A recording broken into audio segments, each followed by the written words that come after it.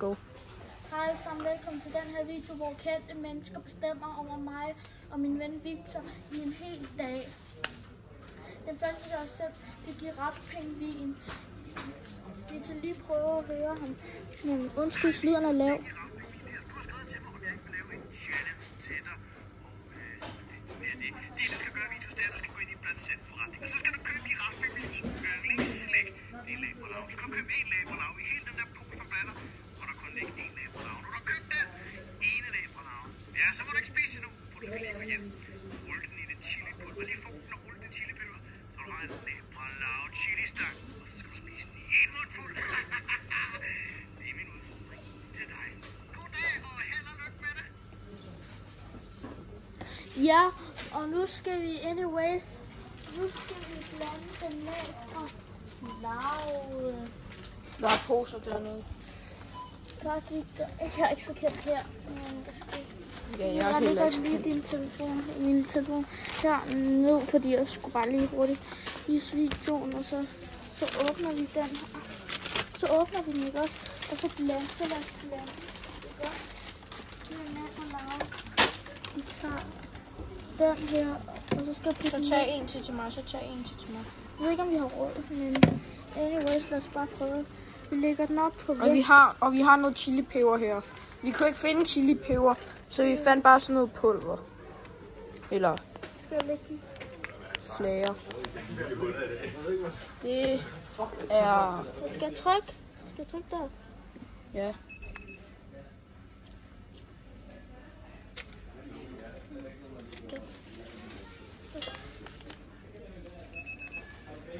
Under min vægt. Står det ikke? Under min vægt. Vi henter lige hjælp. Kommer tilbage. Ja, vi kommer tilbage lige om lidt. Go! Så har vi været inde og købt lag fra laver og chilipulver. Og så skal vi bare ses, når vi skal spise det. Ses. Hey. Det begyndte at regne, og der var for langt hjem, så vi har besluttet os at gøre det under halvtag. Så åbner jeg lige her. Og så skal vi spise en med chilipulver. Du starter. Ja. Nu handler jeg på lav. Skal jeg hjælpe dig? Ja. Skal dig? Du må gå først. Jeg glemte også at finde mælk, men fuck det.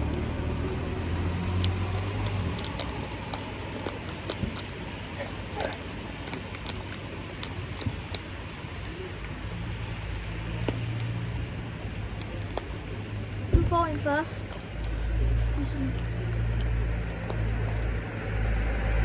Det her det er sådan, det ser ud sådan med chilipulver. Må jeg også tage en? Kan du lide det? Det smager godt. Skal du døbe den? Ej, nu kommer den. Sådan her. Ja, du må ikke sige her på det kolde flinkerskab.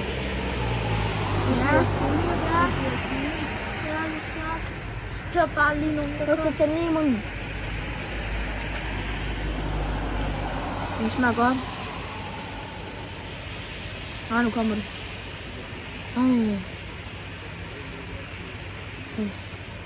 Stik mig lige til. Jeg vil have købt nogle flere. Det smager sygt godt.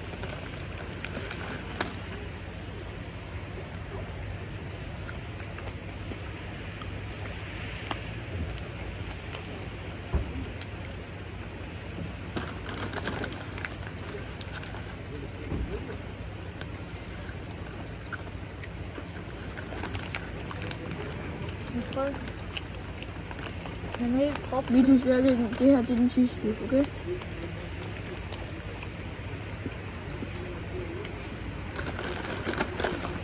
Har du så posen? Nå.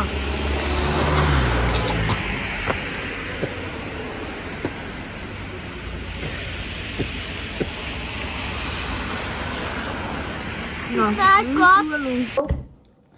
Nu har vi kommet hjem efter vi har lavet girafpingvinens udfordring med at vi skulle smage labralarve med chilipulver. Den har vi lige smagt.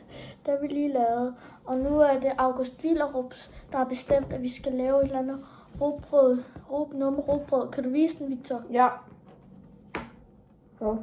Løg, min udfordring til dig, det er, at du skal have et stykke rugbrød, og så skal en af dine forældre eller venner vælge 5 ingredienser, og så skal du så samle maden med bind for øjnene, mens du ikke kan se noget. Så ja, det er egentlig bare min udfordring, så yes. Jeg er klar med den første mad. Ja. Der er en rugbrødsmad, så går jeg lige hurtigt op og putter tingene på. Du må kun få én ting på. Husk det, må blive alt for ulækkert. Nej, det skulle være 5 ting. Det må ikke blive ulækkert. Ja. Det må det helst ikke. Nej, ikke det her. Jeg ved, hvad du ikke kan lide, og hvad du godt kan lide. Okay.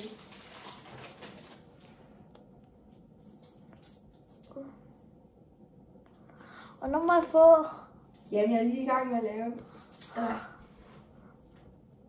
Hvor åbner man den her?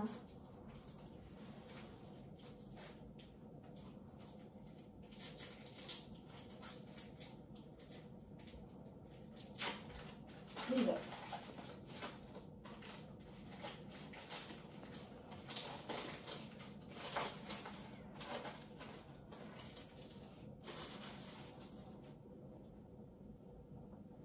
Okay.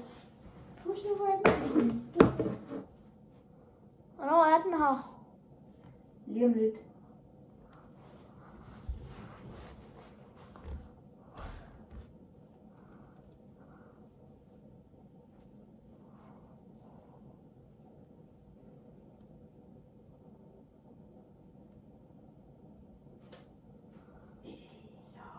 Med klammer. Kommer til at blive fucking klam, Vitus. Du lover mig det. Jeg giver den. Og så gør den. Jeg tæller det, at jeg går ud og kaster op bagefter. Nej, det tæller ikke. Må jeg ikke kaste op? Ja, du må godt kaste op.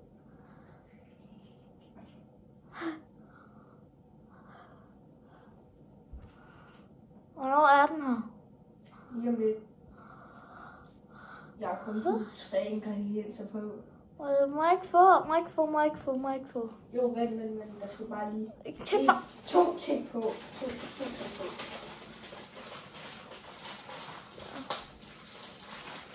Så nu bliver det payback. Hvad? Det må ikke komme oven i hinanden, fordi så bliver det ulækkert. Ja. Ellers, jeg må få en mad med ingrediens. Nej, kommer til at smage klam. Til lige til lærken. Hvis det er alt for klamt, så vil jeg ikke smage. Det bliver heller ikke alt for klamt.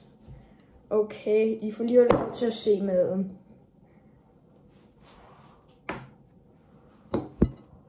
Bind for øjnene.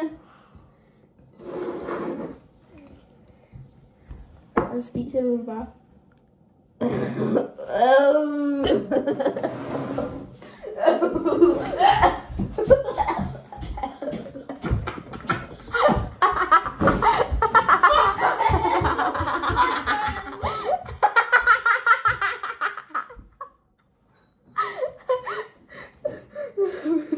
Fuck, det var sjovt.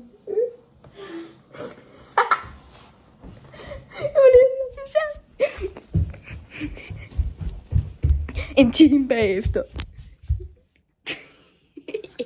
Jeg tager på, jeg tager lidt på det. Jeg tager en del af det, jeg gider ikke spise mere af den.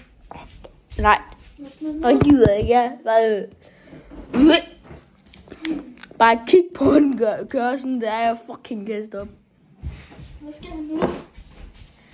Ja, Hvad skal vi gøre nu? nu giver jeg dig mad, kun med 1 ingrediens på. Skal den på igen?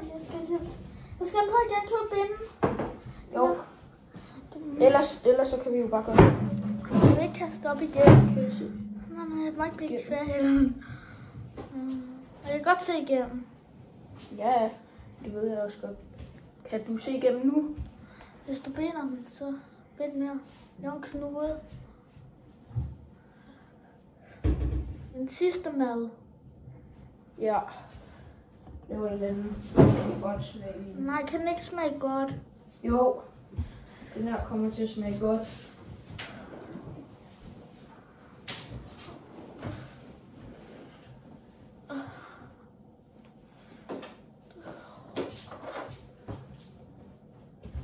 Det er en smørkniv. Nej. I hvert fald ikke der. Det kommer nemlig Vitus. Han vil have en kniv. Kan jeg godt...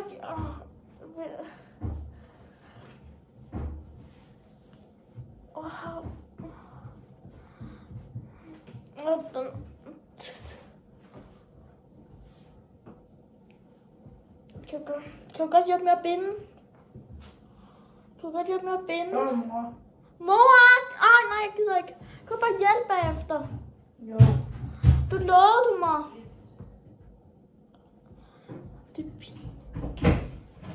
Mor, kan du lige hjælpe med at binde? Lille, kan du godt lide ost? Nej, sgu da. Okay. Kan du ikke bare hjælpe med at binde? Og vi skal ikke... Jo, vent. Jeg holder den her. Ja, hvor Så ligger maden. Så giver jeg dig maden.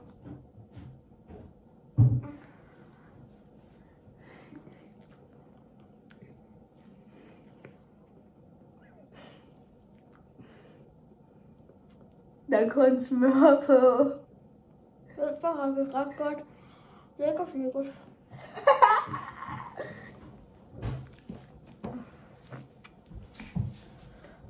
Og det var det sidste. Men nu bliver der payback. Nej! Nu bliver det.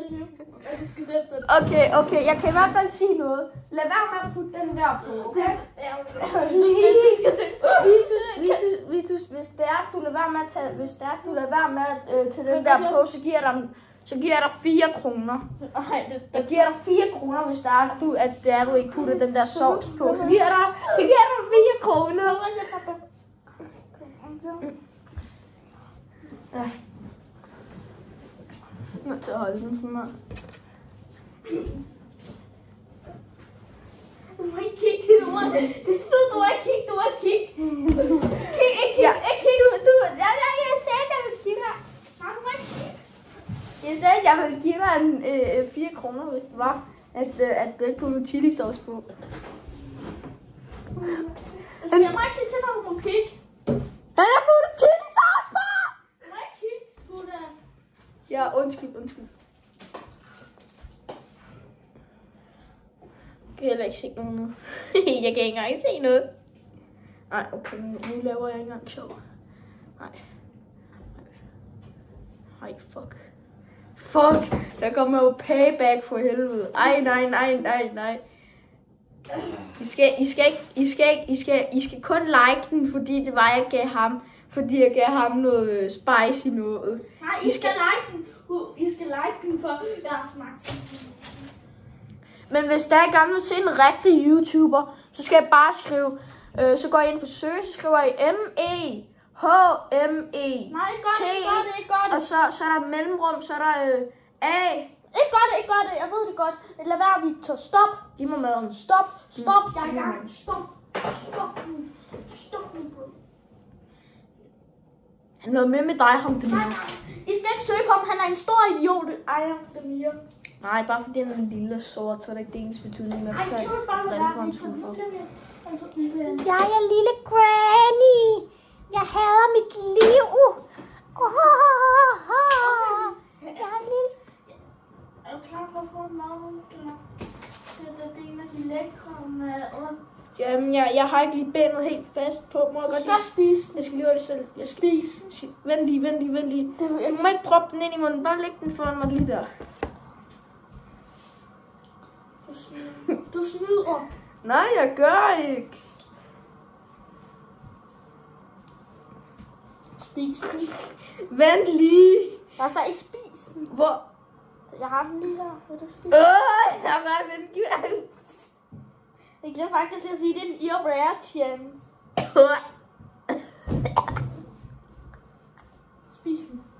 Spis den. Jeg kaster op. Bare spis. Okay. Nej, man skal spise den. Du skal spise det. Du skal spise det klamme. Du Du må godt skal hente noget vand til dig. Ja.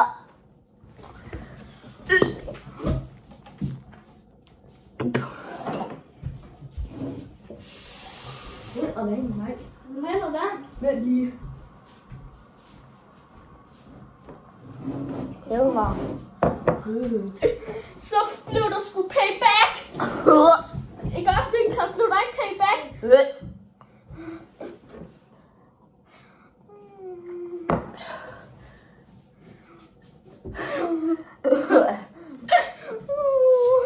Ej, Vitus. Du skal spise resten. Nej. Okay. Så har jeg jo et andet præcis, jeg har lavet til en sandwich. Det er faktisk en eat rare chance. Hvis du ikke skal have den jo. Det var sjovt. Jeg har smagt på den. Hvis du laver en med kun Nej. det må ikke være chili. Men det er mig, der bestemmer nu. Jeg siger Victor. Nej, jeg kan Nej. Det er... Vi er videre til næste udfordring. Hej alle sammen. Velkommen tilbage til denne her challenge. Men nu har vi en eller anden challenge, hvor der vi sådan skal blinde. Ja, vi skal blive blindet, og så skal vi smage et eller andet. Og noget drikkehalløj, og så hvis vi ikke gætter alle 10 produkter, eller 5 produkter. Ja, 5 produkter, så skal vi have en spand over os. En kold kopspand. Prøv at høre. Hør. Hvad så, Vitus? Jeg har tænkt mig over, hvilken challenge jeg skal give dig, og jeg kom frem til en blind challenge. Du finder en ven, mor eller far eller anden bekendt, som der finder 10 produkter, som du skal smage ved spin for øjnene, og du skal minimum gætte 5 rigtigt, og hvis du gør det, så må den, du har fået hjælp af, bestemme en straf til dig. Og vi begge to har været så, han har været så sød, at vi begge to kan tage den samme straf. Ja, det er meget godt. Men jeg afleverer lige min mors telefon. Ja, så går du ind med den. Men lige vent. Der. Pas på miseren. Nej, Vitus, nu er det væk. Nå. Men ja. Det kommer til at blive hårdt. Det er en kold spand vand. Det er ikke særlig godt. Hvis der får den ud over mig, så... jeg ved ikke, hvad der sker. Men nu går vi videre til challengen. Så er vi tilbage til challengen. Nu tager jeg lige et glas af... Jeg ved ikke, hvad det skal være, men så tager jeg et glas. Jamen, jeg skal lige have det. Så har jeg fundet det er noget mælk. Det er noget mælk. Godt her. Så drikker du bare. Hvad tror du, det er? Mælk. Ej, han fik det desværre rigtigt. Nå.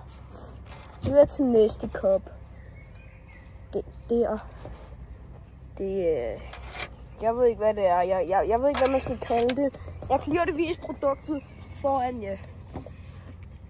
Milkshake mix. Er det Milkshake. Jamen, ej, fuck, du er god. Shit, du er god. Okay. Ikke den. Der. Så.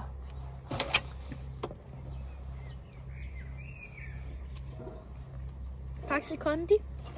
Ikke rigtigt. Det var Capri Sun. Et eller andet. Et eller andet med Capri Sun. Så. Vent lige, det var ikke det her glas, jeg skulle tage. Nej, heller ikke det. Jo, det her. Ja.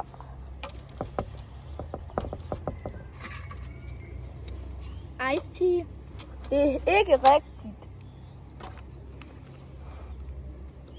Så er der det sidste glas.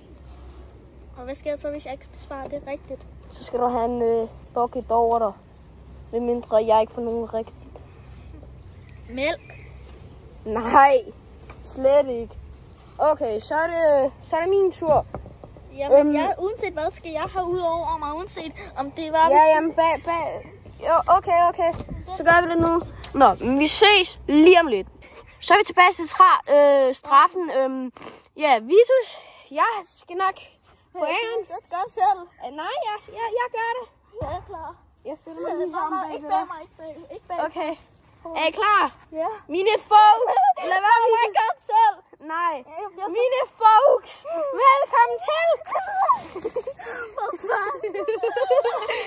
Ja! Du skal så meget igen om lidt. Ja, nå, men nu er det min tur til at smage alt muligt, så... Hey, er vi startet? Nå, nu er det min tur til at smage alt det der halløj, så ja. Bare start. Du må ikke... Det er noget lækkert. Yes, du skal drikke det. Jeg siger smagen. Det der Capri Sun. Forkert! Hvad var det? Det var... Hvad er det faktisk? Faxe Kondi. Nå. Du gætter den forkert. Du gætter dem alle sammen. Kom så her. Noget lækkert.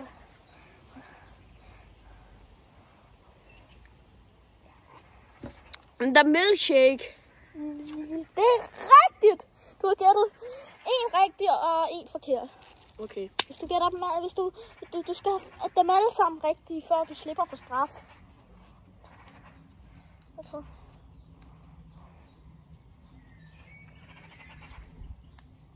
Hvad er det? Jeg kan ikke lide ice tea. Måske skal du have din straf til allersidst. Det var ice tea. Ja, bare kom her. Kom her.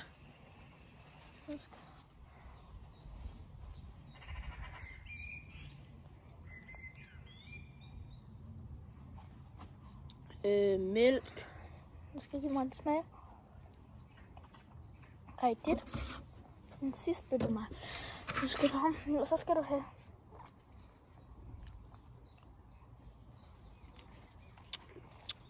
Det her er det Faxe Kondi. Det kan jeg smage. Det er altså ikke Faxe Kondi. Nej, men det smager det. Så skal du have din straf, så slukker vi. Nu. Så er det blevet min tur til at få vand over mig. Det bliver ikke godt. Jeg tager en Vitis. Skal du have det? Nej, det er ikke rigtigt. Okay. Jeg tager det. Bare vær sød. Ja, bare vær sød. 1, 2, 3. Nu.